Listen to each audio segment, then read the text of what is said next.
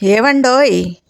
ఈ మండు వేసవి కాలంలో ఆడవాళ్ళందరూ 'బాహుబలి' సినిమాలో అనుష్కలాగా పుల్లలేరేసుకోవాలండోయ్! మరి ఆ పుల్లలెందుకు ఏరుకోవాలి? వాటి విశిష్టత ఏంటి? వాటి వల్ల మనకు కలిగే లాభాలేంటి? ఈ వివరాలన్నీ మీకు తెలియాలంటే మీరంతా నా ఛానల్‌కొచ్చి ఓ లుక్కేసి, ఓ లైకేసి వెళ్ళాలండోయ్! మనకిప్పుడు వేసవికాలం కాబట్టి చక్కగా ఇలా ఎండిన పుల్లలు బోల్డన్ని దొరుకుతాయండి మనకి. ఇవి మా మామిడి చెట్టు కొమ్మలండి. మొన్న కాయలు కాసినప్పుడు ఈ ఎండిన పుల్లలన్నీ కింద రాలిపోతే నేను వాటన్నిటిని స్టోర్ చేసి పెట్టుకున్నాననమాట. అంటే కేవలం మామిడి చెట్టు పుల్లలు మాత్రమే కాదండి. మన ఇంట్లో ఎలాంటి పూల మొక్కలున్నా, పండ్ల మొక్కలున్నా వాటికి ఖచ్చితంగా ఈ ఎండిన కొమ్మలు, పుల్లలో ఇలాంటివి ఉంటాయండి. వాటికవే కింద పడి రాలిపోతూ ఉంటాయి. లేదంటే ఎండిన కొమ్మల్ని మనం కట్ చేసి కూడా పక్కకు తీసి పెట్టుకోవచ్చు. ఈ విధంగా మనం సేకరించి పెట్టుకోవాలండి.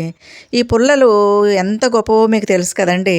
మనకి వేద పండితులు యజ్ఞాలు, యాగాలు చేసినప్పుడు ఆ యజ్ఞాలు, యాగాలకి మరి పూర్వం అయితే అడవుల్లోనికి వెళ్ళి ఋషి కుమారులు ఇంకా ఋషుల దగ్గర విద్య నేర్చుకునేటటువంటి శిష్యులు కూడా ఈ ఎండిన పుల్లల్ని ఏరుకొచ్చేవారండి. రావి, జువ్వి, మర్రి ఇలాంటి ఔషధ గుణాలు ఉన్నటువంటి వీటిని ఏరుకొచ్చేవారు. కాకపోతే వీటిని యజ్ఞానికి ఉపయోగించేటప్పుడు మనం పుల్లలు అనకూడదనమాట, సమిధలు అనాలన్నమాట. ఆ విధంగా సమిధలతోటి ఆ కాలం ఋషులు యజ్ఞాలు, యాగాలు చేసేవారు.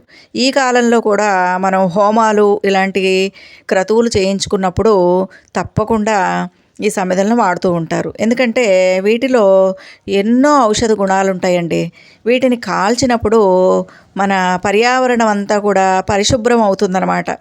గాలి, కలుషితమైనటువంటి గాలి కూడా శుద్ధి అయిపోయి గాలిలో ఎలాంటి బ్యాక్టీరియా, సూక్ష్మజీవులు ఇలాంటివి ఏమీ లేకుండా ఆ పొగ కాపాడుతుందన్నమాట.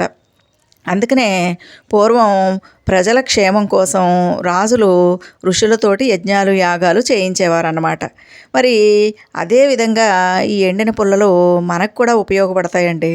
ఈ విధంగా మీ ఇళ్లల్లో ఎలాంటి ఎండిన మొక్కలకు సంబంధించిన పుల్లలున్నా వాటన్నిటినీ స్టోర్ చేసి పెట్టుకోండి.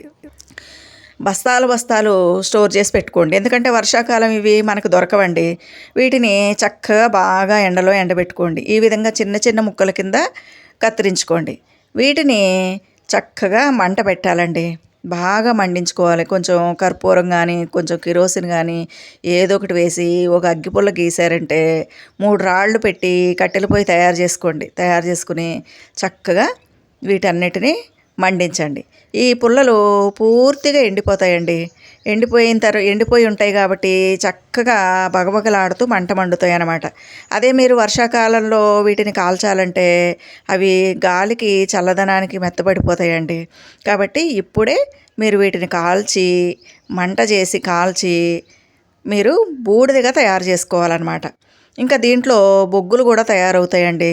చూడండి, ఈ విధంగా మంట పెట్టాలన్నమాట. మంట పెట్టి వాటిని అవి పూర్తిగా మండిపోయిన తర్వాత కట్టెలు మొత్తం చల్లారిపోయిన తర్వాత ఆ కట్టెల్లోంచి మనకి కావలసినంత బొగ్గులు వస్తాయి, కావలసినంత బూడిద కూడా వస్తుందన్నమాట. ఈ బూడిద మన మొక్కలకి చాలా ఉపయోగం అండి. ఈ బూడిదను ఈ వేసవికాలం తయారు చేసుకుని మీరు గనక ఒక బస్తాడు స్టాక్ పెట్టుకున్నారంటే సంవత్సరం మొత్తం మీ ఇంట్లో అసలు చీడపీడలే ఉండవండి.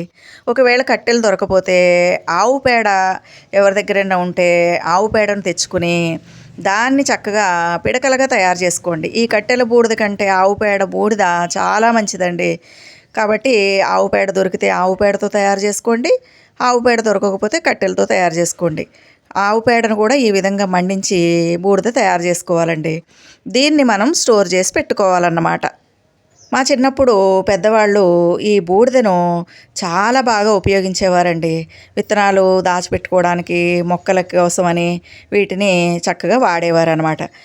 ఆ విధంగా నాకు తెలిసిన విధానాలని మీకు వివరిస్తానండి. ఈ బూడిద మొక్కలకి మంచి ఎరువుగా ఉపయోగపడుతుందండి. చాలా పోషకాలు ఉంటాయి అన్నమాట దీంట్లో. ఉదాహరణకి భాస్వరం, పొటాషియం, మ్యాంగనీసు, ఇనుము, జింకు, రాగి ఇవన్నీ మన శరీరానికి అవసరం కదండి. అదేవిధంగా మనకు అవసరమైనవి అన్నీ కూడా మొక్కలకు అవసరం అండి. కాబట్టి ఈ బూడిదని కనుక మనం మట్టిలో కలిపినట్లయితే మొక్కలు నాటేటప్పుడు ఎన్నో పోషకాలు మొక్కలకు అంది మొక్కలు చాలా బలంగా, ఆరోగ్యంగా పెరుగుతాయండి. ఇంకా ఈ బూడిద నేలల్లో pH స్థాయిని పెంచుతాయండి. అంటే మట్టిలో హైడ్రోజన్ అయాన్స్ గాఢత 7% ఉండాలంటండి. 7% కంటే తక్కువ ఉన్నా ఎక్కువ ఉన్నా పంటలు సరిగ్గా పండవంట. అందుకే రైతులు తప్పనిసరిగా భూసార పరీక్షలు చేయించుకుని అవసరమైన మేరకి ఈ బూడిదను వాడుతూ ఉంటారనమాట. తెలుగు టీచర్ ఏంటి సైన్స్ పాఠాలు చెప్పేస్తోంది అనుకుంటున్నారా? మా వారు సైన్స్ టీచర్ అండోయ్. ఏమన్నా డౌట్స్ ఉంటే అడిగి తెలుసుకుని మరీ మీకు చెప్పేస్తున్నానండోయ్. ఇంకా మనకు వర్షాకాలం వచ్చిందంటే మొక్కలకు చీడపీడలు వచ్చేస్తాయండి. ముఖ్యంగా గొంగళ పురుగుల బెడద విపరీతంగా ఉంటుందండి. ములగ చెట్టు ఉందనుకోండి, దాని నిండా గొంగళ పురుగులు పట్టేస్తాయి. ఇంకా మిగిలిన మొక్కలకు కూడా రకరకాల క్రిములు, కీటకాలు, చీడపీడలు ఇవన్నీ పుష్కలంగా వచ్చేస్తాయండి. దానికి ఈ బూడిద దివ్య ఔషధంగా పనికొస్తుందండి. మీరు ఏ మందులు మాకులు కొట్టక్కర్లేదు, పురుగు మందులు కొట్టక్కర్లేదు. పురుగు మందులు జోలికి వెళ్ళొద్దండి. ఆర్గానిక్ పద్ధతిలోనే మనం పంటలు పండించుకోవాలి.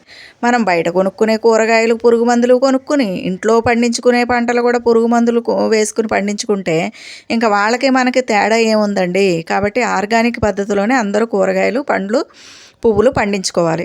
కాబట్టి ఆ క్రిమి కీటకాలు ఆశించినప్పుడు కొన్ని నీళ్ళల్లో లిక్విడ్ సోప్ వేసి ఆ నీళ్లు మొక్కలపైన ముందుగా చల్లి దానిపైన ఈ బూడిద కనుక చల్లారంటే అవన్నీ అటే పరారండోయ్.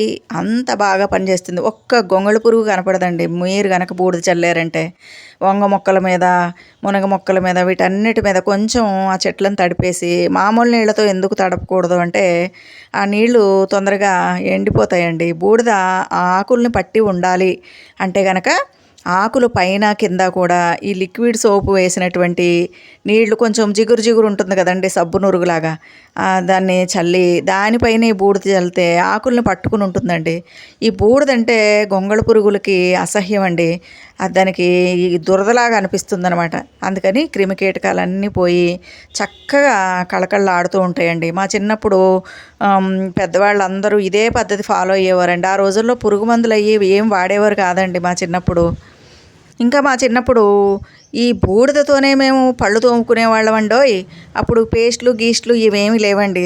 అప్పుడు అలా పళ్ళు తోముకున్నాం కాబట్టే మా పళ్ళు ఇంకా గట్టిగా ఉన్నాయి. ఒక్క పన్ను కూడా ఊడిపోలేదండి. ఈ కాలం పిల్లల్ని చూస్తే ఎన్ని పళ్ళు రాలిపోతున్నాయోనండి. ఇంకా ఈ బూడిదతోటి చక్కగా గిన్నెలు తోముకునేవాళ్ళం అండి. ఆవు పేడ తీసుకొచ్చి ఆవు పేడ ఈ బూడిద రెండు కలిపి ఆ రోజుల్లో గిన్నెలు తోమేవాళ్ళండి. చీ పేడ అని అనకండి. ఆవు పేడ బంగారంతో సమానం కాబట్టి ఆ విధంగా తోమేవారండి.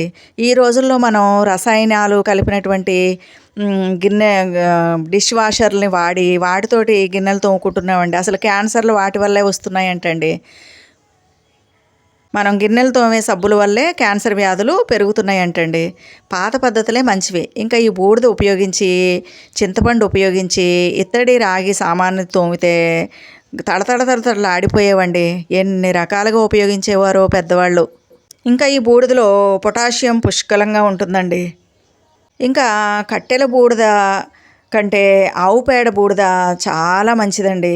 మనం బూడిదను మొక్కలకు వేసినట్లయితే ఎరువుగా పనికొస్తుంది.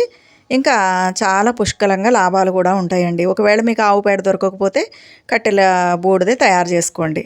మా చిన్నప్పుడు కట్టెల పొయ్యి మీద వంట చేసి ఆ బొగ్గులు బూడిద తీసుకెళ్ళి ఆ చెట్టు మొదట్లో వేసేవారండి.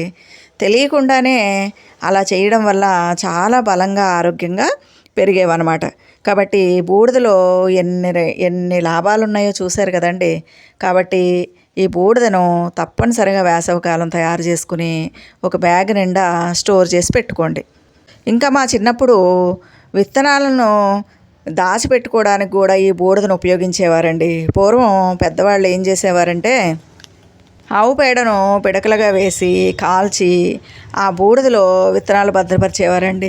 సంవత్సరం అంతా నిలవ ఉండే విధంగా విత్తనాలని కొంచెం నీళ్లతో తడిపి బూడిద చల్లి బూడిద అద్ది ఎండలో పెట్టి ఎండనిచ్చి ఒక మట్టి పాత్రలో అడుగున బూడిదేసి దాంట్లో విత్తనాలు వేసి మళ్ళీ పైన బూడిద కప్పి ఒక పలచడి గుడ్డ కట్టి పక్కకు పెట్టేవారండి. ఇలా చేస్తే గనక మీకు ఎన్ని సంవత్సరాలైనా విత్తనాలు భద్రంగా ఉంటాయండి. ఇంకా అలా ఆవు పేడ బూడిదలో నిల్వ చేసినటువంటి విత్తనాలు తొందరగా మొలకెత్తడం మాత్రమే కాకుండా చాలా బలంగా ఏపుగా పెరుగుతాయండి. ఆవు అంత గొప్పదనమాట. ఒక్క ఆవు గనక మన ఇంట్లో ఉంటే 30 ఎకరాల వ్యవసాయం చేయొచ్చండి.